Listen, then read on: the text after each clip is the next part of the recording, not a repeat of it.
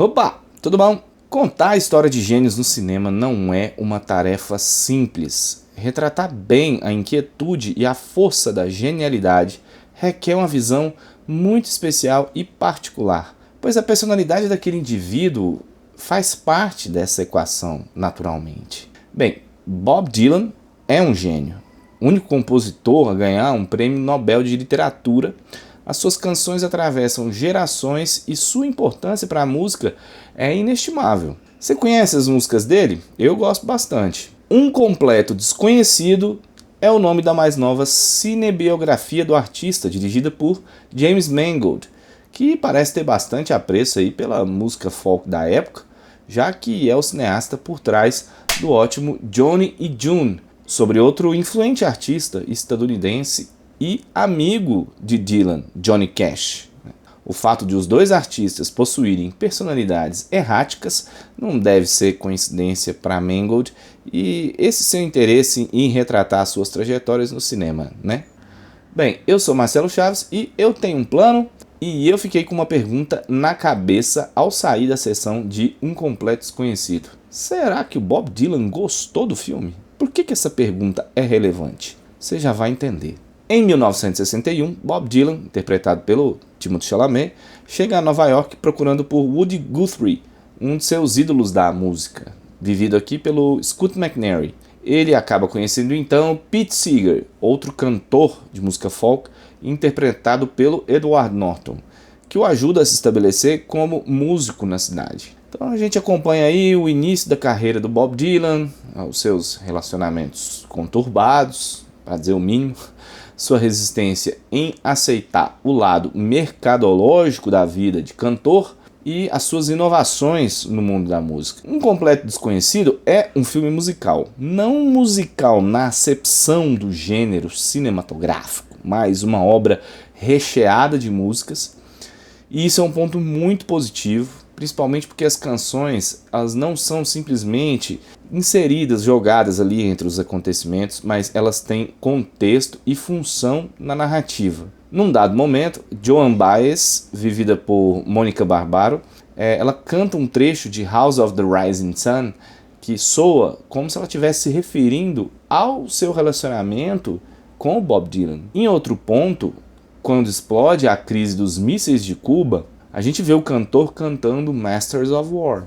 E o James Mangold, ele deixa que as canções ganhem espaço, também porque elas são ótimas e cativam por si só. A esfera política surge como um subtexto interessante no longa que sugere que o Bob foi influenciado pelo contexto turbulento da Guerra Fria ao compor algumas de suas famosas canções. Bom, numa visão mais ampla, a cruzada dos Estados Unidos contra o comunismo era também uma forma de resgatar um conservadorismo que perdia espaço diante dos movimentos progressistas, e a arte, como quase sempre pela sua natureza transformadora, seria vista também como uma inimiga, como o filme representa através do julgamento dos Seegers logo no início. O Dylan, como o sujeito subversivo que era, naturalmente se viu cada vez mais como um porta-voz daqueles que ousam desafiar o sistema. E daí para que essa visão de mundo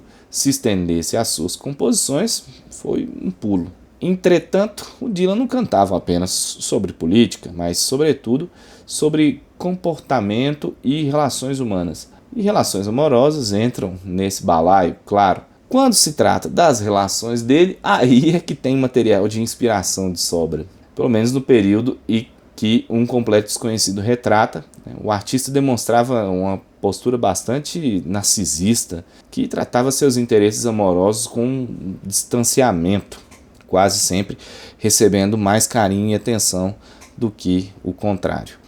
Sylvie, interpretada por Elle Fanning, e que foi o seu primeiro relacionamento mais duradouro, proporciona os momentos mais tocantes do longa, quando manifesta a sua tristeza diante da constatação de que o seu amor por Bob jamais seria correspondido como ela gostaria. Eu era um prato, diz a moça a ele num determinado momento, e essa frase é profunda e dolorida também para o espectador, que recebe em poucas palavras uma síntese do que foi a figura de Sylvie durante todo o seu tempo junto a ele. O Timothée Chalamet está muito bem como protagonista, seja na postura ali, às vezes meio tímida, às vezes altiva, conforme o humor do personagem define no momento, seja na voz bastante similar à do cantor, e à medida que a psique do artista vai se enrijecendo, essa voz também vai saindo mais travada. A Elle Fanning interpreta a Sylvie como uma mulher corajosa,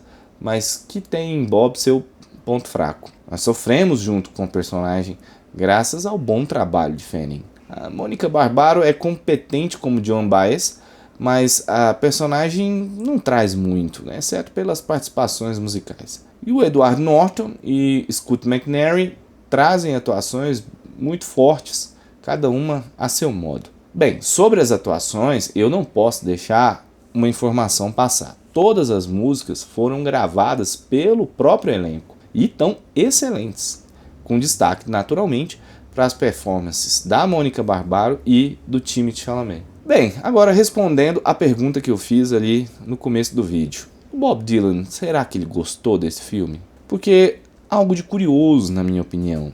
Nós temos atuações ótimas, as canções muito bem encaixadas, muito bem escolhidas, fotografia, montagem, direção tecnicamente bem executadas. E mesmo assim o filme é apenas mediano.